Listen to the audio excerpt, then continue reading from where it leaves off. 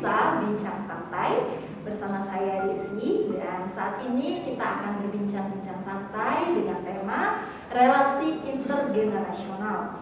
Dan saat ini kita kedatangan narasumber kita yang paling kece saat ini. Ya, sebelah saya ada Ibu Pendeta Natalia Julita Leander. Shalom Ibu Pendeta. Shalom, apa kabarnya? Kabar baik. Oke, kan kalau nggak kenal nama saya, mungkin Mbak Eta bisa memperkenalkan diri, kegiatannya sehari-hari seperti apa? Oke, shalom untuk semua. Perkenalkan, nama saya Pendeta Natalia Julita Leander. Saat ini saya melayani di Jemaat IKPB Bethesda Sudimare. Saya diberi kesempatan pada hari ini bertemu dengan Kak Desi. Ya, jadi kita akan bahas-bahas tentang relasi intergenerasi. Oke. Dan biar lebih santai, manggilnya Bu Eta aja kali ya, karena kan biar akrab santai gitu ya. Panggil kakak juga boleh. Oh, kakak, baik kakak, siap. Oke. Nah, sekarang yang mau kita bahas, mungkin banyak dari kita yang kurang familiar nih dengan relasi intergenerasional. Apa sih itu kok kayaknya ribet gitu? Mungkin Kak Eta bisa menjelaskan. Ya, relasi intergenerasi ya kayak. Jadi memang pertama sebelum kita cari tahu dulu nih tentang relasi intergenerasi, yang pertama kita harus lihat dulu situasi atau fenomena yang ditemukan di sekitar kita. Misalnya, kalau di rumah itu terdiri dari, biasanya pasti ada bapak, mama, ibu, anak, gitu ya, atau bahkan mungkin kakek, nenek gitu ya. Jadi fenomena hal seperti itu juga ada ditemukan di gereja. Jadi berbagai kelompok usia ada dalam sebuah kelompok bersama. Nah, yang menarik adalah begini. Masing-masing generasi itu memiliki corak dan latar belakang yang berbeda-beda. Setiap generasi punya cerita, gitu ya, punya kekhasan begitu. Jadi ketika kita melihat misalnya dalam gereja kita ini kan multi generasi ya. Kalau kita perhatikan di gereja Kadisi, di gereja Kosana Kuanci, pasti ada opa, oma, begitu ya, ada bapak, mama, ada pemuda, dan remaja, begitu. Iya, di tempat saya melayani di GKPB Bethesda Sudimare juga begitu. Jadi ketika gereja itu terdiri dari generasi-generasi yang beragam kelompok usianya ada di sana, kecenderungannya kita melihatnya baik-baik saja, ya kan, baik-baik saja, sehat. Artinya dalam realita generasi-generasi itu sepertinya bertindak seperti kapal pada malam hari yang berpapasan satu dengan yang lain, tapi jarang melakukan kontak dan interaksi yang bermakna. Maksudnya gini, kan ada kategorial nih di gereja, tapi pernah nggak masing-masing kategorial di gereja itu melakukan misalnya program pelayanan bersama? Ya, kalau misalnya PBKW dengan Dian Kristawati mungkin sering ya, gitu, teman ceria atau apa gitu. Tapi untuk misalnya yang Kristia Jati dengan Duta Kristama atau PP Kristiase dengan Kristia Jati atau dengan PBKW, pernah nggak kira-kira gitu? Jadi kalaupun ada, biasanya dalam situasi-situasi khusus ya, kayak jarang banget sih kayaknya. Ya, jadi kalau bicara tentang relasi intergenerasi sebenarnya adalah sesuatu yang nyata, yang ada di sekitar kita. Jadi namanya relasi intergenerasi berarti ada sebuah perjumpaan dengan multi usia, dengan multi generasi, sehingga masing-masing generasi itu sebenarnya dalam segala perbedaan dan karakteristiknya seringkali berbenturan, terjadi benturan atau terjadi gap. Ya, gap antara generasi satu dengan yang lain, terutama ada ragamnya kan, itu terutama dalam komunikasi misalnya, begitu ya. Dalam komunikasi, dalam cara berpikir, dalam melihat suatu masalah atau suatu peristiwa, sudut pandangnya pasti berbeda. Nah, oleh karena itu kalau kita bicara soal pelayanan di gereja, maka generasi-generasi yang ada ini kan memiliki kebutuhan juga soal imannya kan gitu. Nggak bisa sama toh, beda-beda kan. Nah karena itu relasi integrasi ini penting untuk dipahami supaya semua usia yang ada di gereja itu mendapatkan kebutuhan imannya. Jadi pembinaan iman mereka itu benar-benar sesuai dengan usia mereka.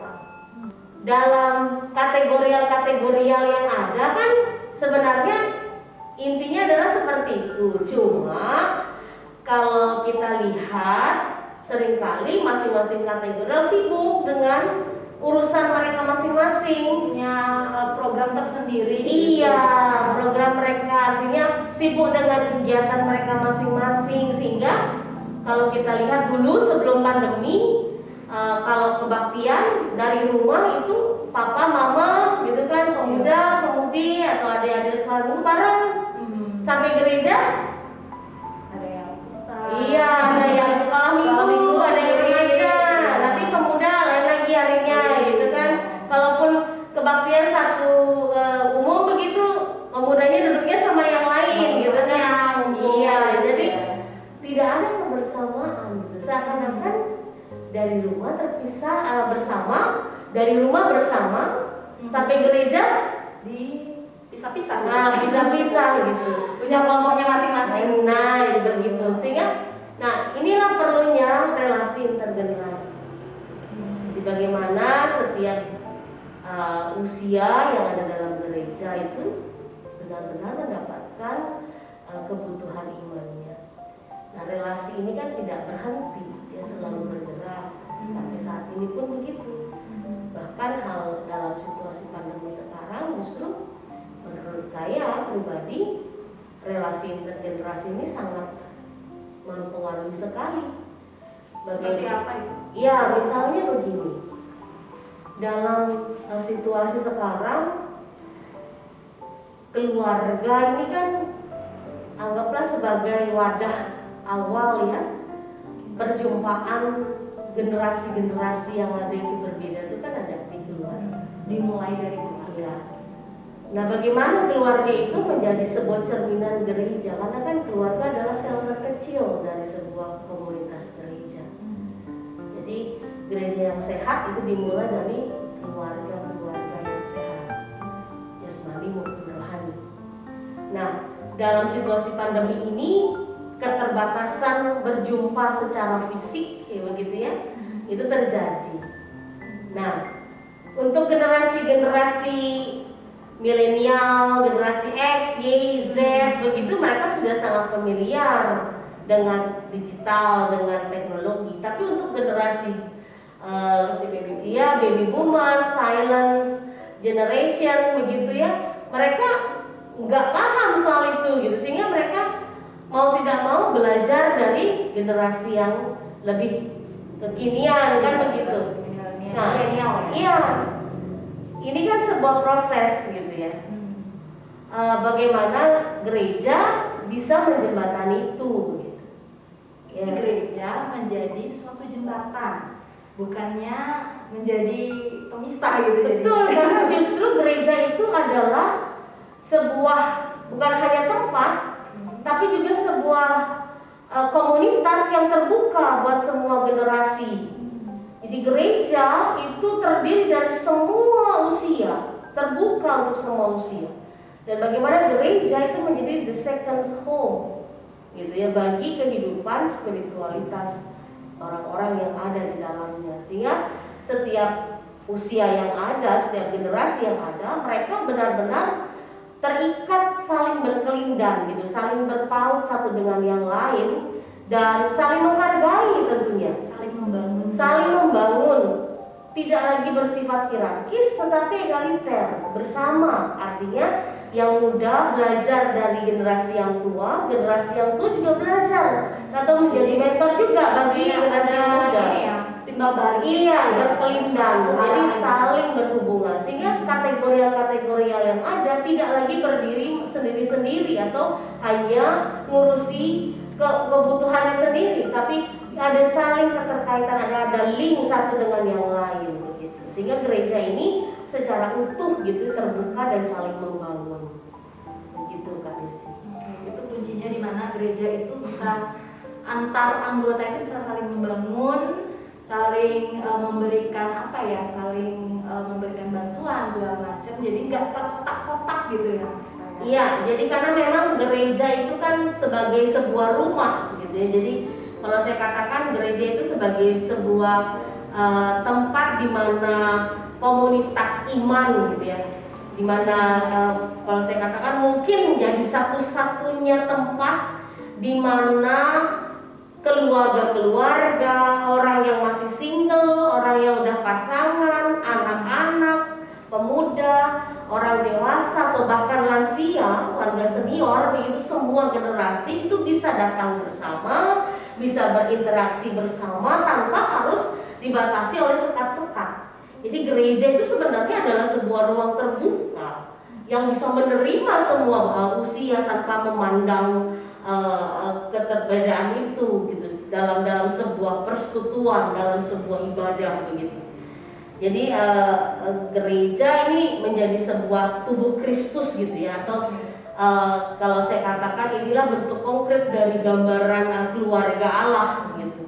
Yang dibilang banyak anggota. Iya, betul, bahwa tidak bisa berjalan sendiri, ada sinergisitas satu dengan yang lain, sehingga tidak ada lagi pemahaman atau tidak ada lagi pikiran bahwa oh saya sudah warga senior sudah tidak bisa ngapa-ngapain, nggak bisa lagi melayani.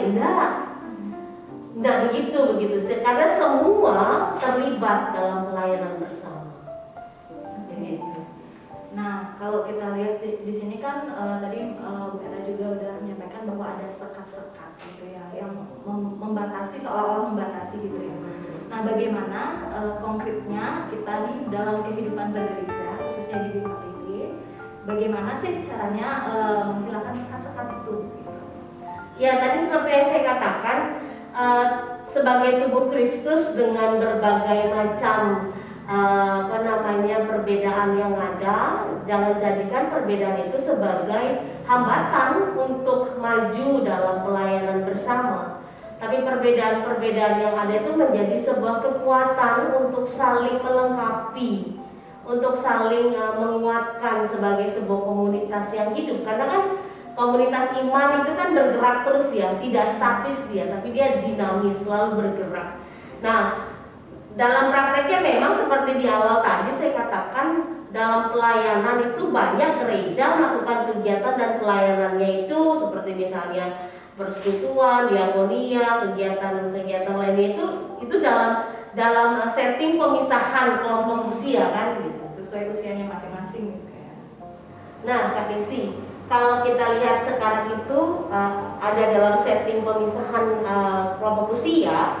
Sedangkan kalau kita tengok ke sejarah gitu ya, ke sejarah gereja perdana pada abad pertama kekristenan justru adalah sebuah tempat di mana semua generasi itu hadir berkumpul gitu. Jadi mereka itu makan bersama, mereka bersekutu bersama, beribadah bersama, saling berbagi pengalaman iman. Nah ini, saling berbagi pengalaman iman untuk saling menguatkan antara satu generasi dengan generasi yang lain. Nah ini kan sebenarnya dalam sebuah setting intergenerasi kan, dalam relasi mereka. Jadi bagaimana di dalam gereja perdana itu masing-masing generasi itu saling terintegrasi atau saling saling terintegrasi, sehingga dalam sebagian besar perjalanan sejarah kekristenan sampai pada beberapa abad terakhir gereja kemudian terfragmentasi berdasarkan kelompok usia atau generasi gitu ya. Jadi yang jadi pertanyaan kita sekarang adalah kan begini, kenapa tubuh Kristus yang satu itu justru memisahkan generasi-generasi di gereja dalam beberapa dekade terakhir, kan begitu akhirnya. Nah, Di sisi yang lain, kalau kita lihat sejarah kekristenan, kehidupan orang percaya atau persekutuan orang percaya atau kita sebut sebagai gereja di abad pertama kekristenan itu mengasumsikan bahwa gereja perdana adalah tempat di mana semua generasi hadir, semua generasi bersekutu. Nah, persekutuan pada saat itu ada dalam sebuah nuansa relasi intergenerasi yang tadi saya katakan. Semua generasi, baik anak-anak, orang muda, orang dewasa, orang lansia gitu ya, bertemu untuk bersekutu, untuk beribadah dan makan bersama secara rutin. Dalam hal ini maka intergenerasionalitas menjadi norma yang mendasari kehidupan spiritualitas atau kehidupan iman mereka dalam gereja mula-mula. Nah, ini menjadi sebuah hal yang sangat menarik karena apa? Karena kalau kita coba menggali misalnya kekayaan analoginya Rasul Paulus misalnya begitu mengenai gereja sebagai keluarga. Sebagaimana kalau kita baca dalam 1 Timotius pasal yang kelima ayat 1 sampai 2, kita akan menemukan di sana secara khusus tentang hubungan antara orang-orang tua dan orang-orang muda ya di sana. Jadi orang yang lebih tua dianggap sebagai orang tua sendiri, walaupun tidak ada pertalian darah begitu. Demikian juga orang muda laki-laki maupun orang muda perempuan itu sebagai saudara atau saudari sendiri. Baik orang tua kepada orang muda saling mengenal dengan baik, lalu memberikan nasihat, saling mengarahkan serta menemani mereka dalam sebuah proses perjalanan iman bersama. Nah, ini menarik. Sementara kaum muda yang lebih muda itu bekerja bersama, memperdulikan dan bergabung bersama dengan mereka yang lebih tua dalam sebuah proses perjalanan iman bersama. Jadi ada sebuah relasi yang terkait gitu ya, sangat kuat terbangun di sana. Nah, nasihat Rasul Paulus ini menjadi sangat efektif menurut saya saat ini karena justru mengundang kita semua yang ada itu untuk hidup dalam sebuah persekutuan intergenerasi yang saling peduli, yang saling mendukung satu dengan yang lain. Apalagi dalam situasi pandemi ya seperti sekarang, yang memang kalau saya katakan menggeser kehidupan beriman dan bergereja. Kenapa? Karena menjadikan keluarga sebagai epicentrum dalam setiap kegiatan peribadatan dan pemeliharaan iman.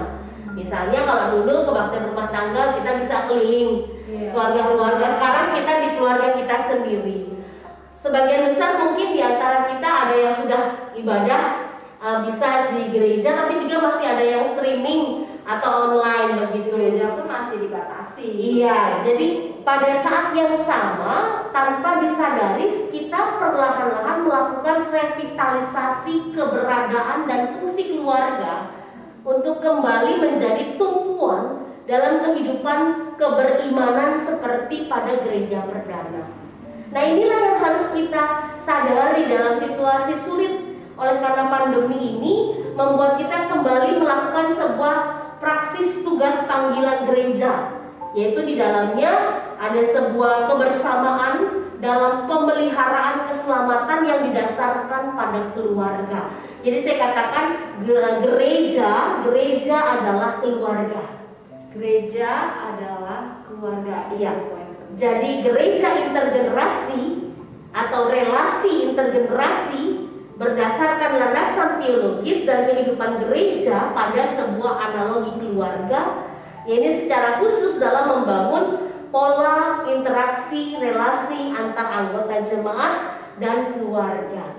Jadi kita menyadari bahwa dalam keluarga saja kita terdiri dari beragam generasi, apalagi dalam gereja. Nah, keberagaman generasi yang ada dalam usia ini bukan menjadi kendala bagi kita untuk saling peduli dan saling mendukung.